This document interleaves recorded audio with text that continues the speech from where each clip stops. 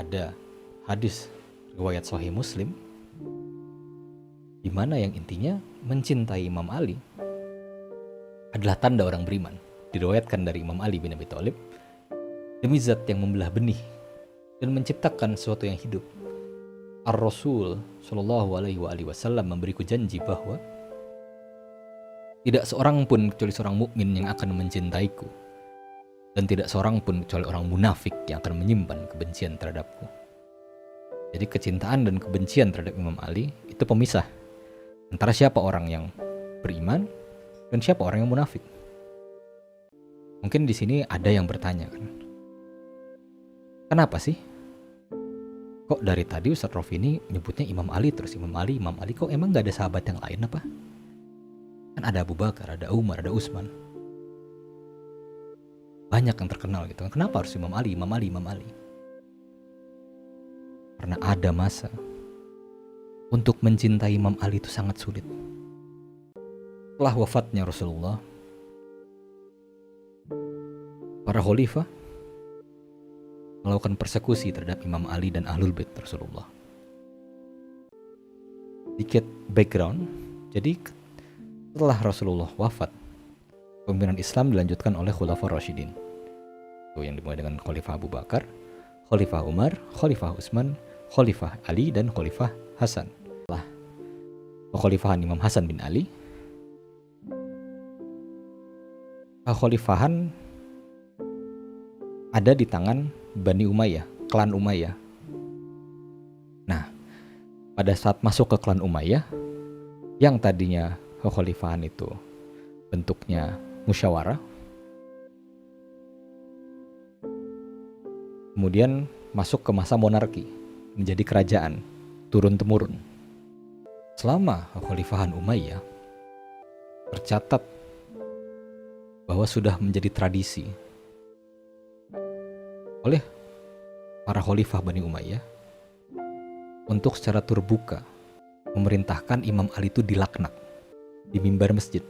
Jadi ada sebuah smear campaign gitu loh. Nama Imam Ali itu dilaknat, dicaci maki di mimbar-mimbar masjid, disuruh oleh pemerintah. Imam Ali yang tadi Rofi sudah ceritakan bagaimana kedudukannya, bagaimana kedekatannya dengan Rasulullah, bagaimana beliau adalah seorang dari Ahlul Baitnya Rasulullah yang diwariskan oleh Rasulullah kepada umatnya. Setelah Rasulullah wafat, Imam Ali dicaci maki di mimbar-mimbar masjid. Mencintai Imam Ali itu sulit pada zaman ini. Jadi menyebut nama Ali aja itu tabu pada zaman ini.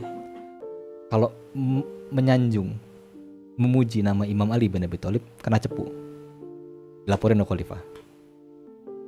Ini terjadi di zaman Bani Umayyah. Dan terlihat sampai sekarang tuh yang terlihat jelas adalah sangat jarang nama generasi kedua dan ketiga setelah Rasul yang namanya Ali itu gak ada. Gak ada yang namanya Ali, kecuali anaknya dari Imam Husain, yaitu berarti cucunya Imam Ali bin Abi Thalib. Cuma mereka yang dikasih nama Ali, karena Imam Husain sebagai bentuk perlawanan terhadap kezaliman khalifah. Dan mengutip dari Syekh Profesor Dr. Yusri Abdul Jabbar Al-Hasani, bahkan setelah masa Bani Umayyah ini, persekusi terhadap Ahlul Bait itu terus berlanjut. Dikutip pada masa kekuasaan dinasti Umayyah hingga awal Abbasiyah, Ahlul Bait alias keturunan Rasulullah dari Imam Ali dan Sayyidah Fatimah, yaitu putrinya Rasulullah, mereka ini diburu oleh para penguasa, dan mereka bahkan dibunuh saat ditemukan. Pemburuan Ahlul Bait berlangsung sampai sekitar tahun 750 Masehi. Jadi para Ahlul Bait, keluarganya Rasulullah, keturunannya Imam Ali bin Abi Thalib, keluarganya Rasulullah yang sudah diwariskan oleh Rasulullah kepada umatnya, itu mereka dilarang untuk ikut sholat Jumat. Mereka terkurung dalam rumah, dan bahkan orang yang mengenal mereka ikut diburu, ditangkap, dipenjara, dan disiksa dan dibunuh. Adapun kitab ini juga Maqatil al-Talibiyin, dikutip dari kata pengantar penulisnya Abu al-Faraj al-Isfahani, bahwa buku Maqatil al-Talibiyin ini adalah laporan tentang orang-orang yang dibunuh dari keturunan Abu Thalib atau ayahnya Imam Ali, yang dibunuh mulai dari zaman Rasulullah hingga zaman pertengahan dinasti monarki Abbasiyah. Dan diantaranya mereka yang dibunuh dengan diracun, mereka yang melarikan diri dari penguasa saat itu lalu bersembunyi dan mati di sana, dan mereka yang meninggal saat mendekam di penjara. Jadi sekarang Rofi ini bisa terang-terangan memuji Imam Ali, menjelaskan bagaimana Imam Ali ini bagaimana baiknya. Itu sebuah keberuntungan.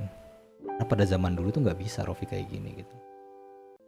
Perlu diingat, setelah Rasulullah memberikan hadis ini, beliau tinggalkan dua hal yang berat, Al-Quran dan Ahlul Baitnya. Persekusi pada Imam Ali dan Ahlul Bait itu terjadi pada zaman para salaf. Itu para sahabat, tabi'in, dan tabi'it tabi'in. Perlu digarisbawahi, semua cerita yang tadi Rofi sudah jelaskan tentang bagaimana Imam Ali dan keturunannya ini dilecehkan dan dizolimi, itu terjadi di zaman para salaf. Jadi bukan beratus-ratus tahun setelah Rasulullah wafat. Setelah Rasulullah wafat, gak nyampe berapa tahun kemudian, keluarganya dizolimin. Jadi teman-teman di sini kalau misalnya ada yang tertarik untuk mendalami Islam, hati-hati memilih siapa yang termasuk golongan salaf dan bukan. Jangan sampai kalian tuh salah ngikutin golongan hal yang paling Rofi benci, yang Rofi gak suka. Siapa? Nasyibi. Itu orang-orang munafik. Mereka ini orang yang mengaku muslim tapi membenci keturunan nabinya. Inilah orang-orang Nasyibi. Mereka ini ada di dalam golongan salaf, makanya harus hati-hati. Jangan gak bisa dibilang semua sahabat, semua tabiin, semua tabiin itu baik semuanya. Gak. Islam itu mungkin agama yang sejarahnya paling carut marut. Paling carut marut. Nabinya wafat langsung perang saudara. Yang setelah Rasulullah wafat, mereka mencaci maki, mereka membenci cucu-cucunya Rasulullah. Nasyibi. Dan ini gak sampai zaman dulu doang loh, sampai sekarang masih ada. Dan aku, Rofi gak suka sama mereka.